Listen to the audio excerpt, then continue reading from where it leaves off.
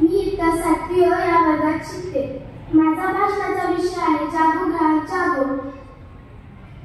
ना कुठला झेंडा ना कुठला पक्ष, ना कुठला झेंडा ना कुठला पक्ष, ग्राहक राजा आमचा सदा असावा दक्ष, ग्राहक राजा आमचा सदा असावा दक्ष.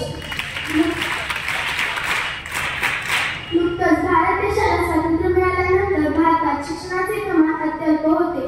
त्यामुळे समाजातील शिक्षित लोक, व्यापारी, निरक्षर व इतर लोकांची फसवणूक करू लागले. ही सर्व परिस्थिती पाहून भारत सरकारने ग्राहकांचे संरक्षण करण्यासाठी 1996 मध्ये ग्राहक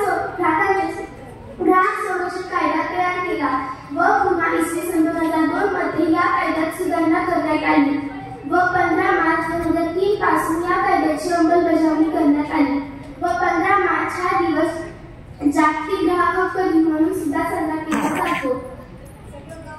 या कायद्याने ग्राहकांच्या हक्काची हमी सुद्धा दिली.